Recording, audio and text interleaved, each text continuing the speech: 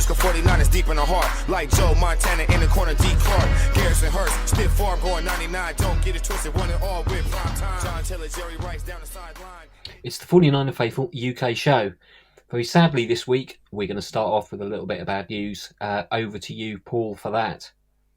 Yeah, so I found out earlier today, chaps, that my good friend Dan Harris from Let's Talk Sport has sadly lost his fight and has passed away. He had put a message out a couple of weeks ago to say he was stepping away due to ill health. I think everyone will join me in passing our thoughts and condolences to his friends and family. He's been a big part of my story and other members in the group. That said, Dan did want his legacy to live on, and I know he, more than anybody, would be super hyped to see us getting ready for the watch party and to look forward to the Browns. So on that note, we are dedicating this episode to Dan, and I just want to say that Let's Talk Sports will live on, and he has left a long-lasting legacy that I'm sure we'll all still continue to support. Yeah, absolutely. Not the way we wanted to start the show, but important, I think, to mention the contribution that he's made, certainly to you, Paul, and to us in promoting the show. Fantastic to see. It's going to be a big loss. Yeah, most definitely. So, week 6, undefeated Niners head over to Cleveland to take on the 2-2 Browns. While we were busy battering the Cowboys, just had to mention that again, the Browns enjoyed their bye week and will be looking to kickstart a fairly unimpressive so far season. So seeing the Niners is probably the last thing they need. The game, of course, is also the focus of the 49ers London watch party. So I'm sure many of you out there have been really looking forward to this game for some time. I'm Gareth Ellis, and still glowing from the crushing of the Cowboys, it is Lee Gowland. Hi, guys. Paul Hope. What's up, Faithful? And Najee Kawar. Hello, everyone. Have you been enjoying the coverage this week, lads? It's been good to see a lot of Niners stories sprinkled in with a lot of Cowboy stories as well. It's been a good week, I think, for coverage. Yeah. Anything particularly catch your eye on that? I want to say I think the NFL should have given George a pass on his birthday. I found out earlier that he's been fined $10,000. They were talking about it. $927 for his shirt. Hang it in the Louvre, Najee. Hang it in the Louvre. I think it's more the swear word that they're finding rather than the message. That's what it is. It's the F word. The message, I think the NFL agrees with. Actually, if you read the report, it's because it's a personal message, and a lot of people are arguing, saying, "Well, it's not really personal because everybody thinks the same thing." Yeah, that's right. But yeah, that's what it is. It's a personal message. So what was it? 125,000? No, just 10,000. Najee. Oh, 10,000. $927. But I'm sure if you ask George Kittle, Club 85 might have a whip around. I'm sure he'd spend that again and more. But it's been interesting, Gareth, to see our boy Brock get a lot of love and attention. Yes. Not just from Niners fans. Yeah. I think it's that prime time the league has set up and took notice, and actually it's not just a fluke, is it? He hasn't crumbled under the mighty Dallas defense or the bright lights of Sunday Night Football.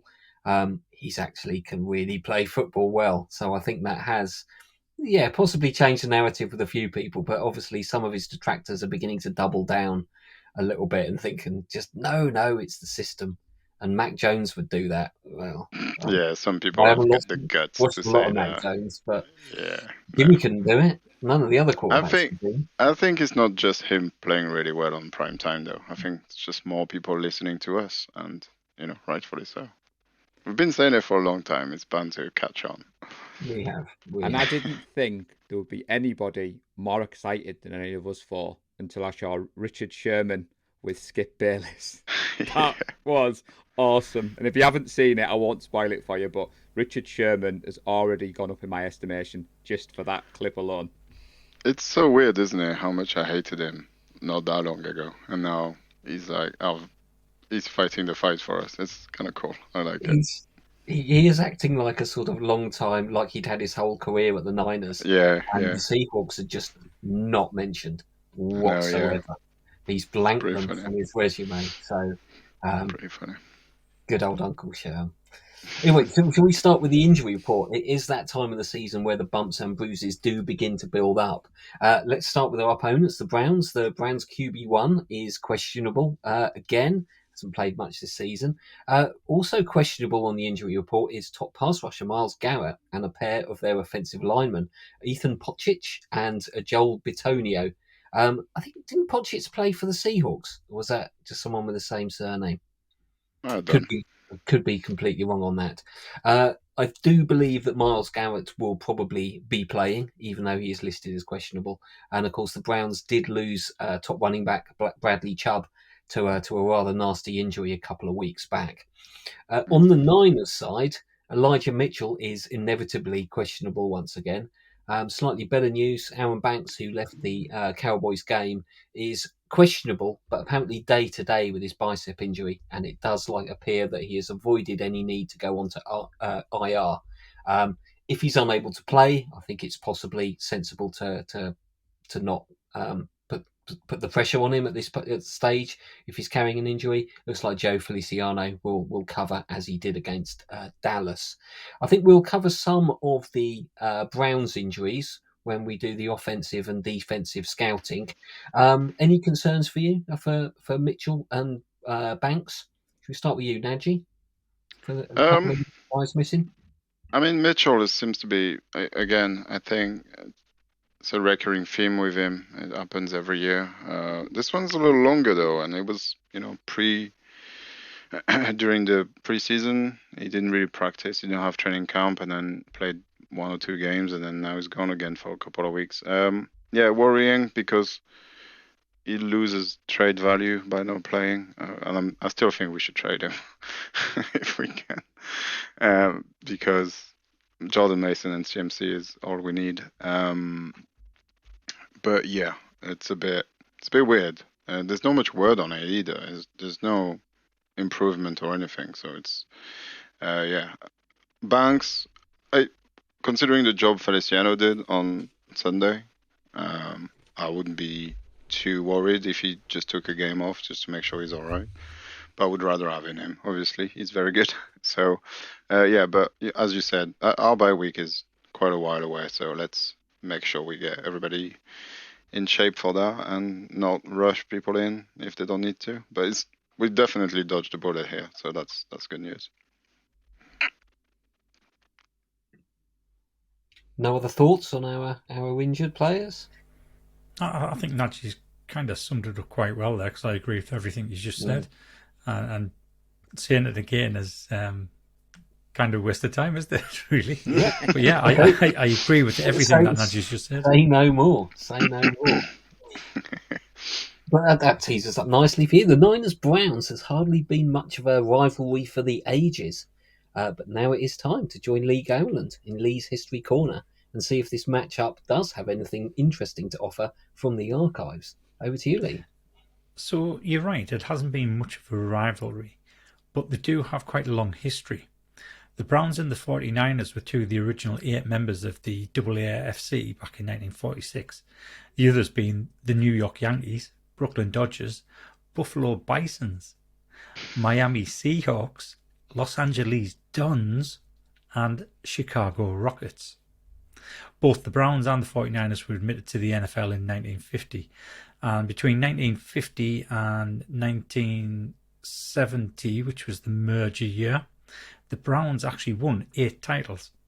They won the NFL in 50, 54, 55, and 64. But they've never had a Super Bowl win. And when you see the stats, that's all people talk about. They don't talk about the previous NFL championships. So they had 8 titles to our 5, and our 5 were all Super Bowl titles.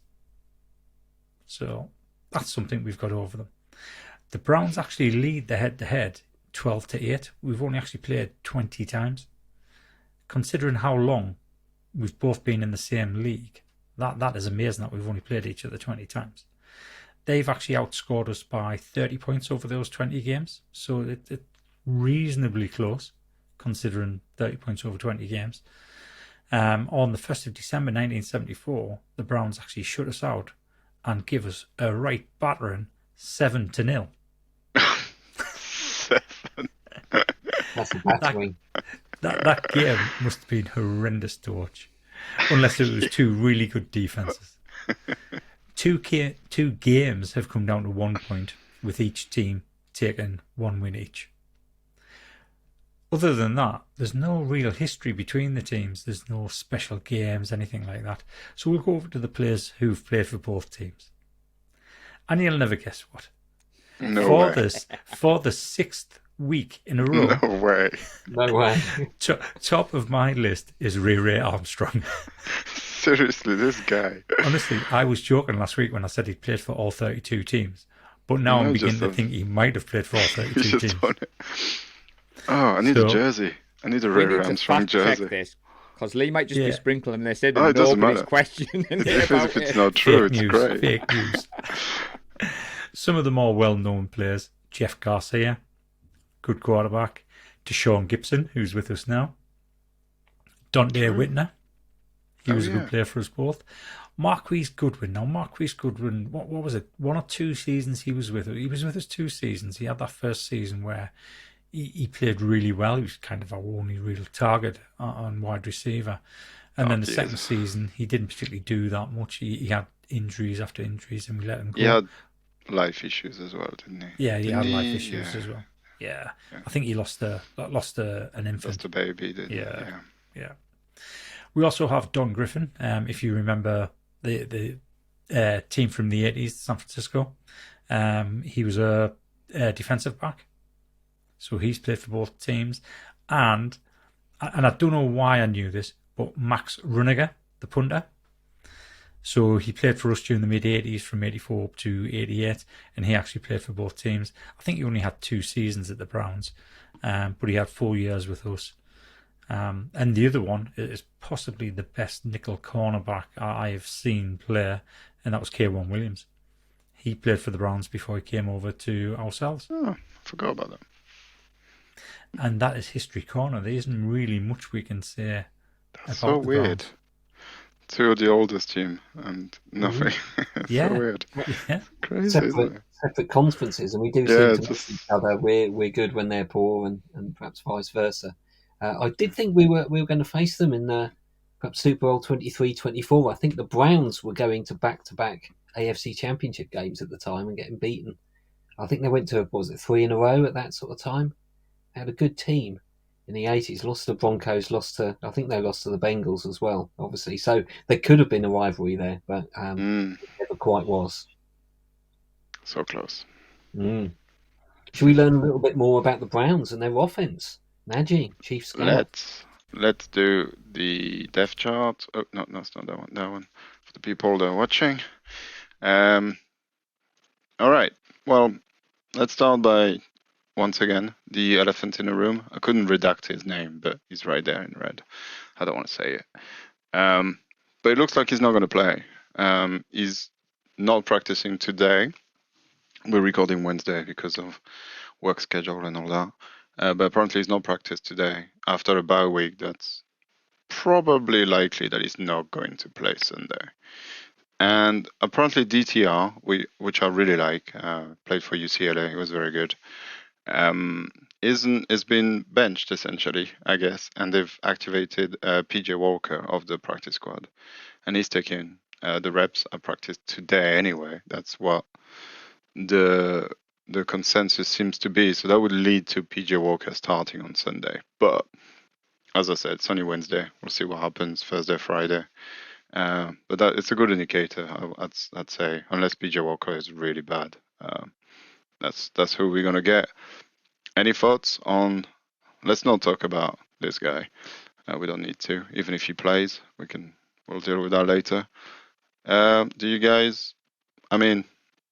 Afraid of PJ Walker and not? I've got to say, and I might be giving away something I'm going to say at the end with the predictions, but I looked at their offense and I really struggled to see how they can even move the ball, never mind score points on us. Yeah, I do. I looked at it and thought, you know what? This has a big win wrote all over it. But the thing is, we've never ever won when there's been an official 49ers watch party in the UK. That's true. That's true, but it's different year. So we Different year, might be different time. jinxed. Yeah, we might be.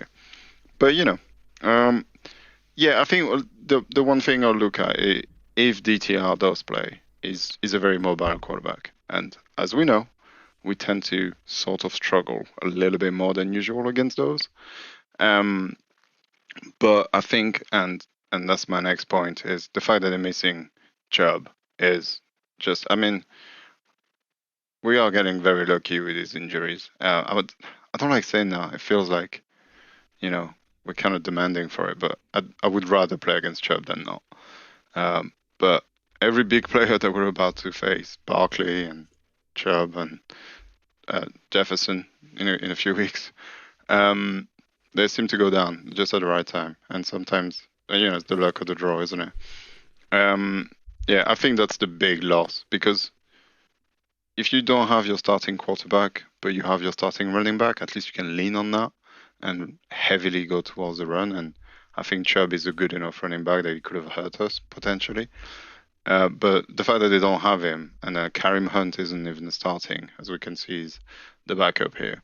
They've got Jerome Ford, who missed last year completely with an injury, so that's basically a rookie playing running back. I'm like Hewley. I'm not quite sure how they're going to move the ball on us. Certainly not going to be through the air. I think our defense is a little too much for a PJ Walker or a rookie QB, and it's probably not going to be on the ground because they're not that good anymore, unfortunately. What do you guys think? Do you think I'm wrong? Do you think Kareem Hunt still got something in the tank and can potentially hurt us? I'm not so sure about Kareem Hunt, but the only person on the whole offense that I would be worried about would be Amari Cooper. Yeah, the receivers are, I think, pretty strong. So Amari Cooper, Donovan Peoples-Jones, I really like him out of Michigan. He really came on strong in the NFL and is playing better. And I hope Ronnie Bell can have the similar career that he's having. Elijah Moore was drafted in the first round, I believe, by the Jets. So, first round talent here. Whether that's materialized or not, I think he was a bit of a divorce with the Jets, the way they were playing at the time, and he just wanted to get out of a bad situation, which is completely fair, and it just went in this one instead. But yeah, I think they definitely got a good receiving core. Cedric Tillman is also very good, of that Tennessee team that scored 60 points a game a couple of years ago. Last year, actually. Last year. They were very, very good, and Tillman was a big part of that. So I think if who shall not be named was playing, that would be very scary. I think they would have had massive weapons, but the fact that they've got backup QBs, and one of them is a rookie, the other one has been bouncing around the league for quite some time, played in XFL, I think, as well, doesn't really scare me at all. But yeah, I agree. Amari Cooper is still good. Donovan Peoples-Jones can hurt you. Elijah Moore is kind of an unknown and the explosive guy. And then they've got the X Factor with Cedric Tillman, I think, who could take the top off as well. He's a big guy. He's like 6'8" or 6'7", something like that. So that's their weapons. Anything you want to say about any of those guys? Anything that maybe I've missed before we talk O-line? David Njoku? When you look I at forgot. that depth chart, you do think, well, actually, they've got weapons there. Mm-hmm. Why are they the 31st ranked offense? Yeah, it's theory. yeah. Sorry, I forgot about the tight ends. Yeah, Njoku's been good. It's been not the best tight end in the league, but he's been definitely top 10, top 5, I would say, consistently. But he's also questionable, I believe. He was kind of an injury report, maybe.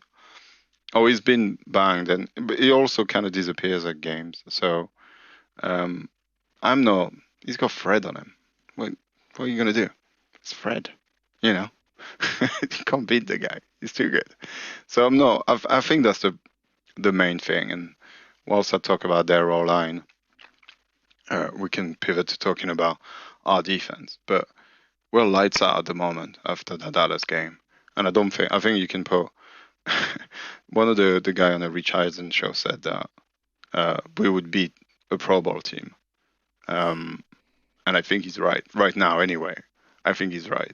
If we play the way we played against Dallas, no one can score on us, and we will beat down people with our defense.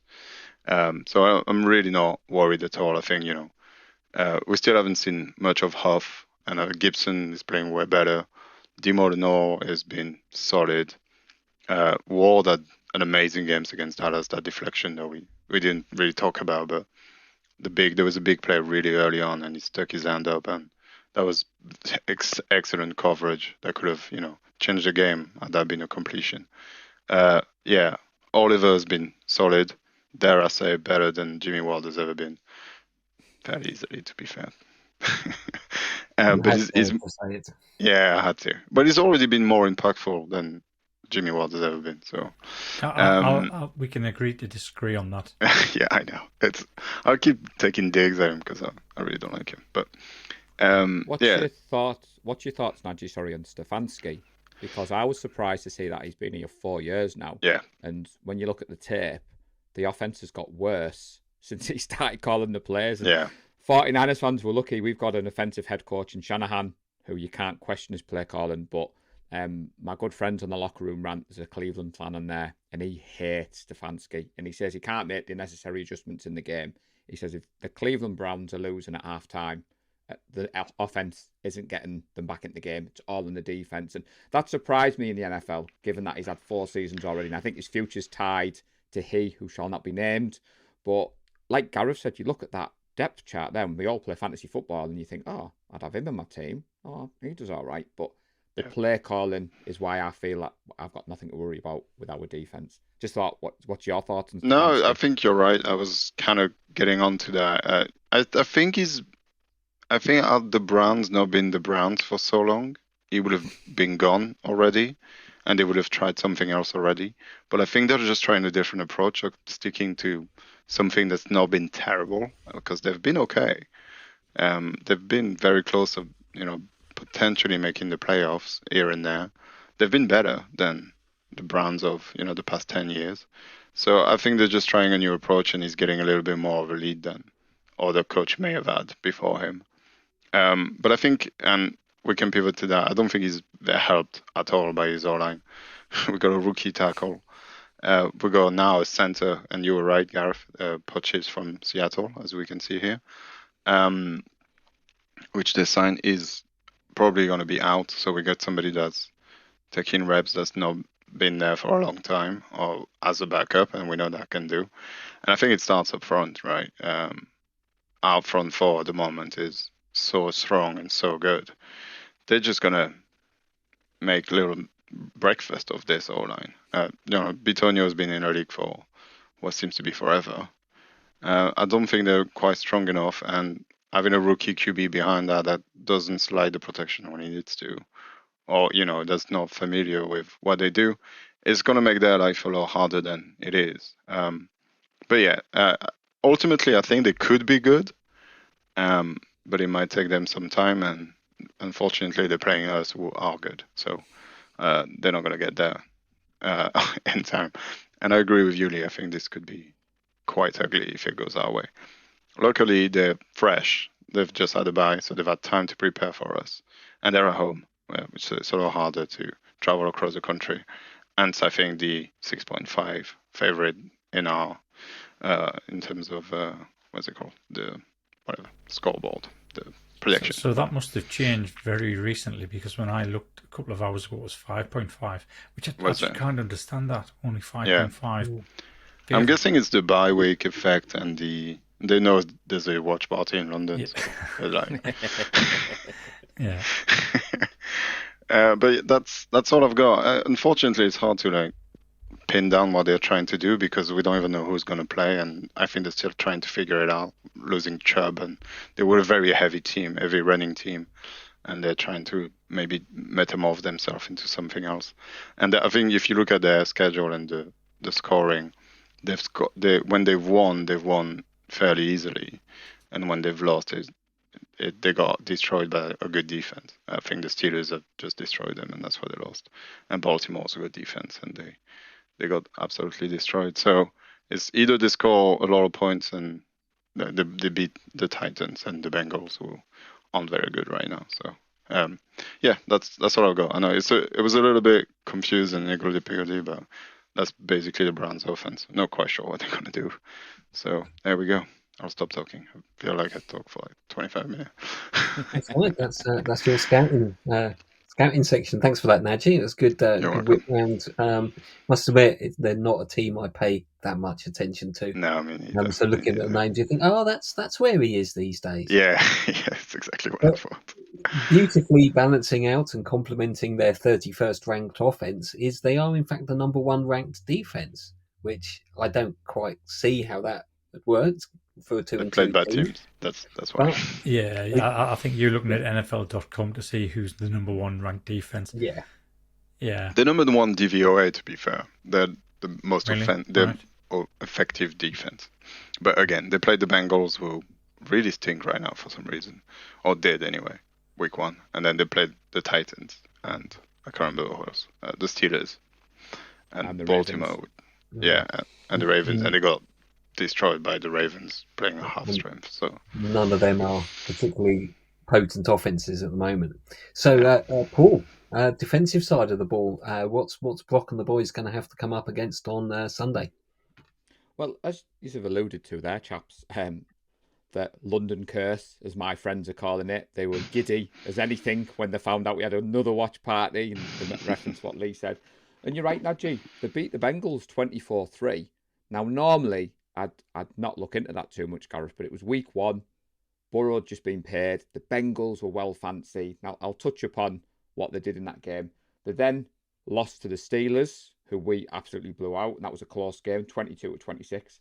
They then beat the Titans 27-3, which seemed very random, and then they lost 28-3 to the Ravens. So given they've come into this bit bullish that they're the number 1 defense in the league, but the Ravens beat them by such a score. But if you're into your stats, that's where I'm going to start. Coming off a week 4 bye, which has allowed Garrett a bit of extra time with that ankle injury. I do think we still see him on Sunday. He is their superstar of the defense. And it feels a little bit deja vu, Gareth. This time last week, I had all non-Niners fans telling me Micah Parsons was coming into Levi Stadium. Replaced the name this week. I'm being told Myles Garrett is the Defensive Player of the Year. But they actually do top the league, chaps, in defensive efficiency. They've allowed the fewest yards per game. They've allowed the fewest yards per play. They've allowed the fewest points per drive. And they're actually really good on stopping the offense on 3rd down, which is something to watch out for, because I think we've been pretty good on 3rd down this season. Now, they have got a new defensive coordinator. So, Lee, I may test your knowledge here. Jim Swartz, I believe he was a Super Bowl winner with the Philadelphia Eagles in 2017. he was. Yeah, he was the one that had the beef with Jim Harbaugh. Yep. Over the handshake. He was. That's right. Now, at this point, you've got to consider that they've improved so far from what they were last year. They were ranked 19th in efficiency last year, Najee, and at the moment they're ranked number 1. So it's only 4 or 5 games into the season, but it's something to be aware of. They have been quite dominant, Gareth. Opposing QBs have had a QBR rating of 31.5 when facing the Cleveland Browns this year, which is the lowest in the league. Their most notable star is Myles Garrett, but also their cornerback, Denzel Ward. He's no slouch in that backfield. And some Cleveland Browns fans have told me that they're arguably playing the best football of their Pro Bowl careers. So the defense is where your Browns fans are very bullish at the moment, Gareth. They're not focusing on the offense. It's all defense. Now, Swartz has put in a very similar spirit to what we had under Salah. When you go and watch the game tape, a lot of their defensive stars, they're all celebrating with each other. They celebrate all the big plays. And he set the tone in week 1, as I said earlier, defeating the much-fancied Bengals. Now, Joe Burrow wasn't injured at that point, as far as we knew. Now, the calf injury came out after that game, Najee, but he was held for 14 of 31 passes for just 82 yards. Jamar Chase, 5 for 39. And Joe Mixon, 13 carries for 56. So week 1, they stopped the run and they stopped the passing game. Now, I've focused on the Bengals, Najee, because they were my Super Bowl tip. I don't think that's going to be happening this year. Oh, what's going on with it? The Browns held them to 2.6 yards per play and just 6 first downs. But where I'm focusing my efforts, Gareth, is the pass rush this year for the Browns has been unrelenting. They've been very good when you watch the tape. Swartz himself has been very clear. That's how he wants to play this year. According to Next Gen Stats, chaps, they've set a blitz on almost 30% of plays this season. They've also brought at least 6 rushes after the passer on about 10% of their plays. Now, we saw the New York Giants do this to Brock. And from what I remember, chaps, Brock managed that all right. So if that's what they're going to do on Sunday, is that something at this point, before I go on, that you're worried about? Them overloading that front with 6 and bringing the pressure? Yeah, because they're going to do it way better than the Giants did. They've got much better players than the Giants did. Yeah, I think they're very strong on defense. I'm a little bit worried, to be Didn't honest. we just put 42 points on the number 1 ranked defense? We did, that's true. We did. But I think they're a lot more well-balanced than the Cowboys were. I think the Cowboys secondary is nowhere near as good as their secondary. Yeah. Ward, Delpit out of LSU, which is DBU, as people know. Thornhill as a chief has been very good since he's played. Greg Newsome has been very, very good. And nickel. Yeah, I wouldn't sleep on this defense. I think they are very good. And Shelby Harris, he's been a thorn in our side for some times as well. He's always played well against us. And Zadarius Smith, kind of hit and miss, but when he hits, he's very good. I'm a bit worried about it. Not too much because it's Brock, but definitely more than the Cowboys. To worry though, Nadji, you've mentioned some names there. You've done your homework. I like to see it, buddy. But what Schwartz does different to Dallas is the move Garrett along that line. Gareth, he's not just going to go up against Trent Williams. They're going to move him because, like you've said there, Nadji, they've got Zadarius Smith. They've also got a third pass rusher, which I've been trying to practice his name. There's no chance I'm going to get this. Number 6, Usa Kurami Jeremiah. That's the best you're getting, chaps. But with those Karamoa.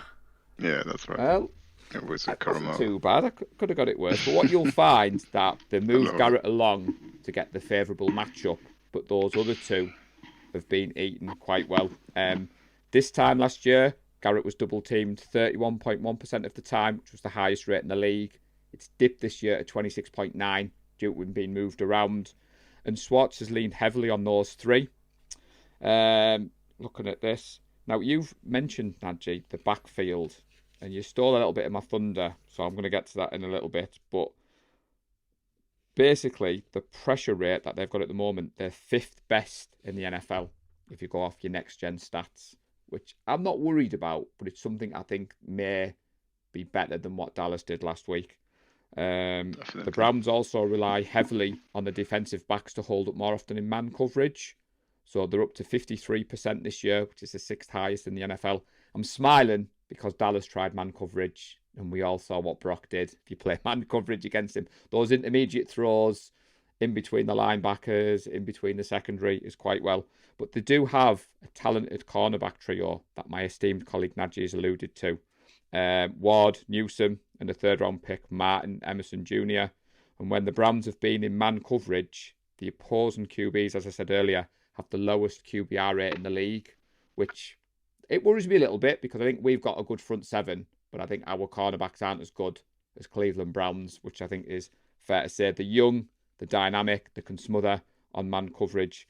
Now, you mentioned his name, Nadji. I'm going to skip forward to Delpit. Mm-hmm. Now, as soon as I saw he'd suffered an Achilles injury in 2020, straight away I had to read up on him.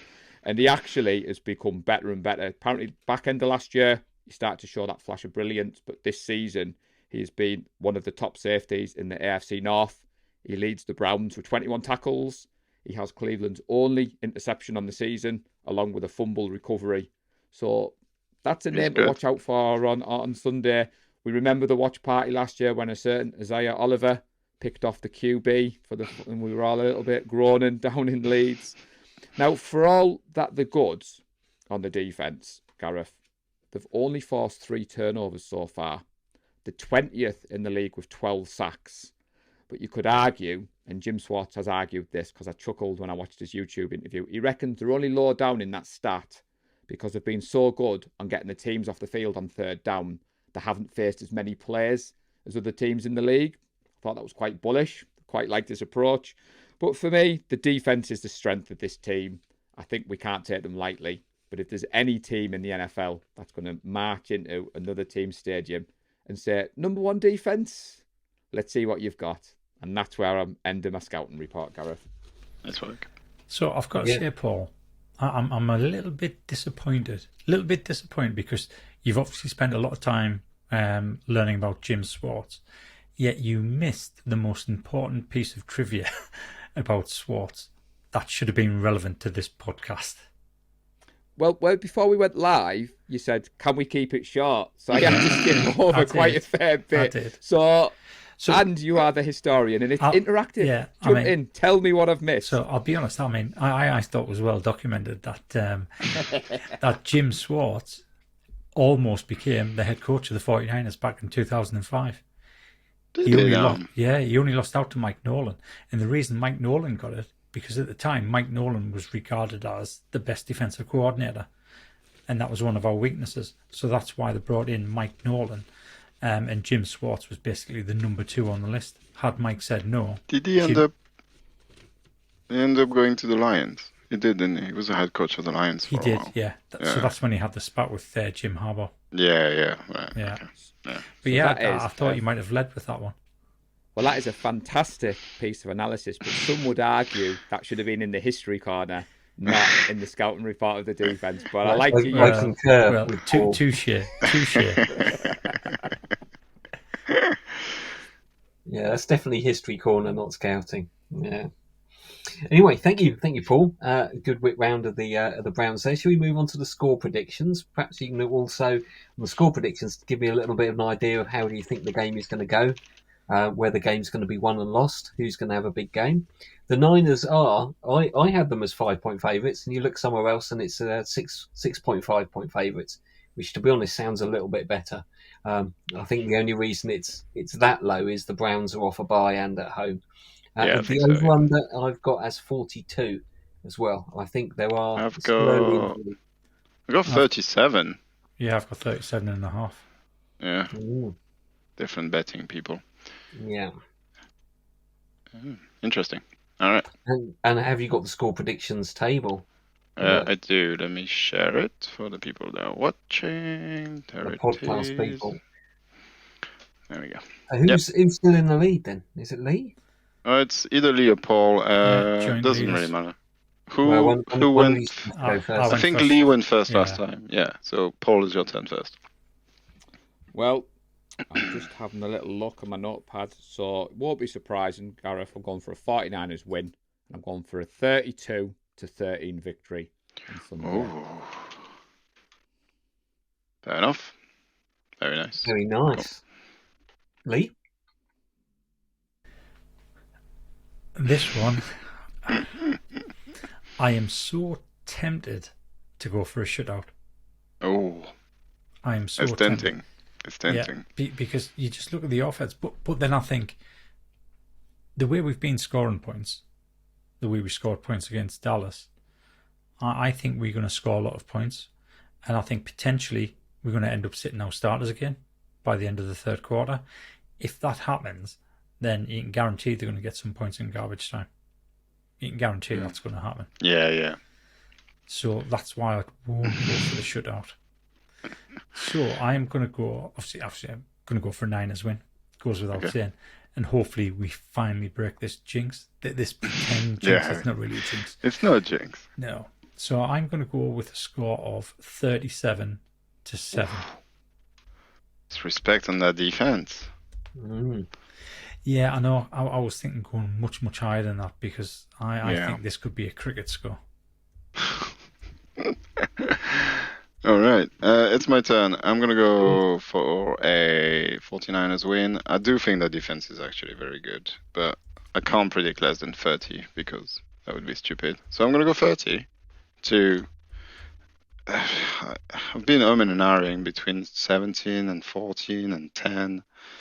I'm going to go 14. I think that's a couple of touchdowns, one on garbage time. I think that's fair enough when the game is already said and done. So down to me. I think this is a tricky one because you look at their offense and the way they've been playing, and you think they're not going to be spending a lot of time on the field. I No. think no matter how good their defense is going to be, I think their defense is going to be spending a lot of minutes on the field. And as we've seen before, eventually Shanahan will find a way around. I'm going to go for possibly a little bit conservative, but I think that's showing some respect to the Browns' defensive line. It's a 31-9 Niners win. 31-9. Very interesting. I think they might be. I can see them getting some field goals. I can see them moving the ball, but I just can't see them getting in the end zone. Very interesting. All right. And do you have some bold predictions for a player performance? I'm happy to go first on this one since I went last for the predictions. I think Najee said it earlier in the show. I thought you'd be looking at my notes. The Huff has been a little bit quiet in the last few games, so I'm going for 2 interceptions for Huff, including a pick 6, and he's also going to sneak in with a sack as well. He would be snacking on PJ Walker. Would that be a Snickers? Sneakers, yeah. I was gonna go with Huff, but since you've done it, I'm gonna have to pivot. Let's say that Javon Hargrave is going to have a strip sack, fumble, touchdown recovery in this game. I'm not sure that's super bold. Let's make that one of those and 1 sack. So 2 sacks and one of those is a touchdown. Very nice. Right. So I'm gonna, you know what I'm like anyway. I'm gonna go bolder than bold can be. I'm gonna say Randy Gregory. Oh. Is gonna have a 4-sack game. That would be insane. That's cool. I like it. We haven't really talked about Randy, have we? So yeah, good call on that one. Let's see how he does. We touched on it quickly.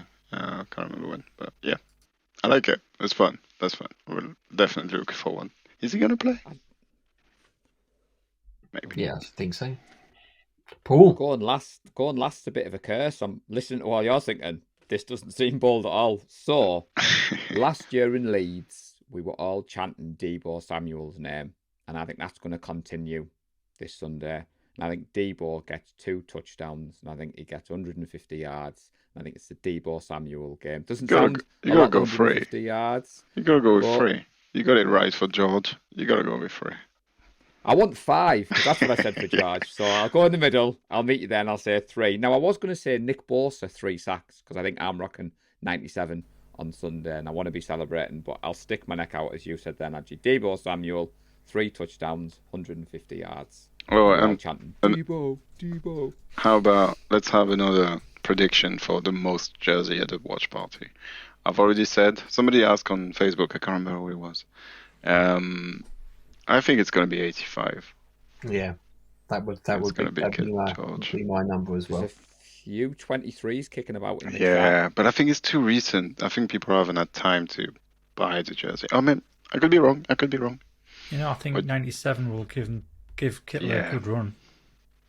Yeah, I think it'll be 95, 97, 85, 97, 23. So Paul's going with 97 at the weekend. I'm going with 54. Oh, so neither one of us is wearing an 85 or a 23.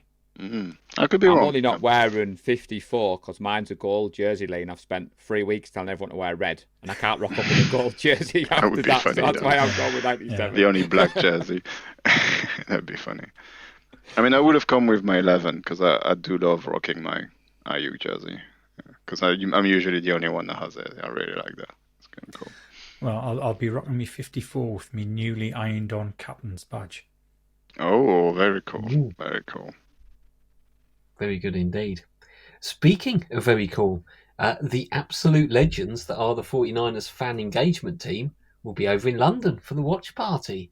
I think we've talked about it. We've social media'd it. When I say we, I mean Paul has social media'd it. Any final thoughts or parting notes of advice from any of you, really? I know Lee and Paul, myself and Najee are sending our apologies, I believe. So yes, we are.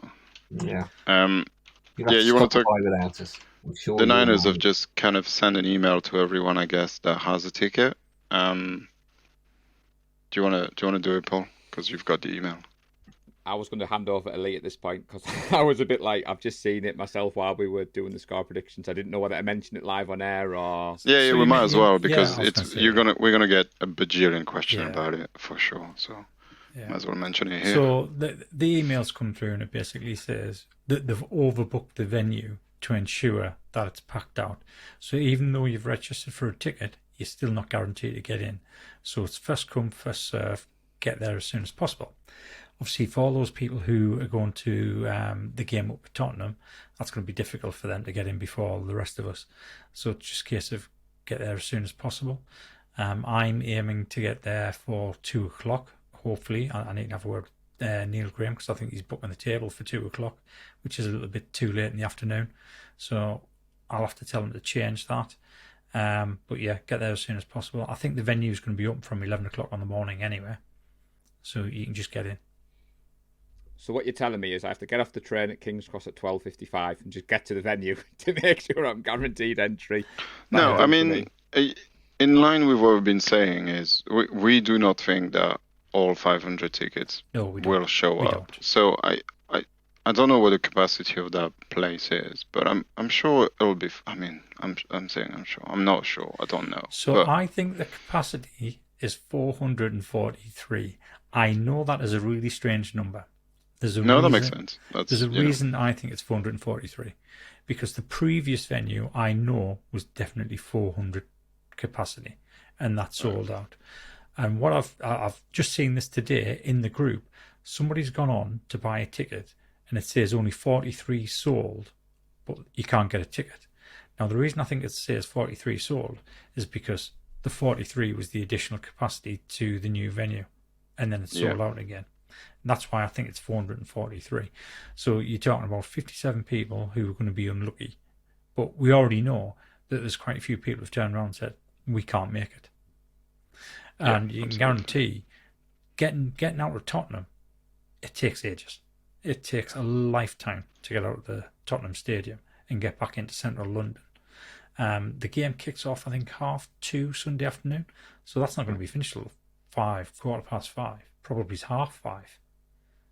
So the people that are going to miss out are the people who's going to be at the game on Sunday. Those are the people who are going to miss out. Yeah, I'm going to say the messages have started. So Gary Thorpe, who is a recent addition to the admin team, he's just put in the official Watch Party Facebook group, he's put a really important message that I just want to clarify. This is a 49ers event being managed by the 49ers. We're working closely with them. Like today I was at work, I was trying to answer questions in between. Obviously any news we get, like that's literally just dropped while we've been recording, and I can understand people are nervous. I mean, I live in the northeast of England, I'm travelling down, but that was part of the reason why I booked my train to get into London for 1 o'clock, because like you said, Lee, we always tend to get to the venue early and make sure we're there to assist, but it's not ideal to have that dropped on Wednesday night when we're recording, but you could argue they've given everyone enough notice. But for those people going to the Tottenham game, it's a little bit, it's going to be tight, isn't it? Yeah, it's worrying. It's it is what it is. We don't have anything to do with it. No, exactly. But there's a timely email I think that came through while we were recording. So Yeah. thanks for It that. though. also could just be one of those lines that they put on an email to just make, if whatever reason it's for when you turn up, you don't, it's just to cover your bum, as they say. Well, that's Um, it. It doesn't mean, it might not mean anything. They want it to be a success, and I can fully understand how they want it packed and want to use whatever encouragement they can to make sure that the watch party looks successful. Particularly, the guys who organise it have got bosses back in Santa Clara. So, Let's put it this way: the NFC Championship game, we sold 450 tickets, and there was about 230 people turned up. Yeah. I was going to say as well, the event in Leeds, cast your minds back, we were worried this was going to happen in Leeds. We spent weeks telling people to get to Leeds early. We got to the box. The media company was there, Sky Sports were there, we set up. And like you said, Lee, the bar was welcoming and that venue wasn't full. And what was reassuring was the door staff were turning people away for the Premier League games. A few messages I've had, Gareth, for about the World Cup rugby game. The venue is being booked for a 49ers watch party. 5 p.m, it's 49ers. whatever's on in the bar before that will be switched off because that's what they did in Leeds. So that reassures me. And the fact that we've got a ticket, and like you said, we'll be in London. It's just a little bit strange that we've literally just got this news live while we were recording. Anyway, it was good to cover that. But the game day threads will be going. I think me and Nadji will be possibly curating those. I'm going to dip into Discord. You made a big push for how good the Discord was. So I think I'll dust off the app from my phone. Haven't used it, I think, since last season. So I might dip into the Discord. How dare you not use it? It might it? be quiet, but quality, not quantity, I think. Yeah, I think it'll definitely be a more quiet and chilled down version, especially that I'm working, so I might not even be that active on it. That's all right. I will give it a check. It's a 6 p.m. game, so 6 p.m. Yeah, I'm a bit more sociable, and brain's still working at that sort of time. Fantastic, thanks, guys. Have you got anything else on the game? Thank you. No. I think we've covered it all. So fantastic. Thanks for joining me, lads, and thanks to everyone who does listen and watch the show. Thanks also for the kind comments and feedback. On behalf of all of us, we really do appreciate a few messages and likes. It's nice. We enjoy it. The podcast will be back next week, hangovers and voices permitting, and we will be digesting the Browns game and the watch party. And if you are making it down to London, I can practically guarantee you'll have a good time, and I can absolutely, definitely guarantee you're going to make some new friends. Have a great weekend. Enjoy the game. Enjoy the watch party, and go Niners. Go Niners. Go Niners. Bang bang down again. We love the San Francisco 49ers deep in the heart. Like Joe Montana in the corner, D. Clark. Garrison Hurst, stiff farm going 99. Don't get it twisted, one and all with prime time. John Taylor, Jerry Rice down the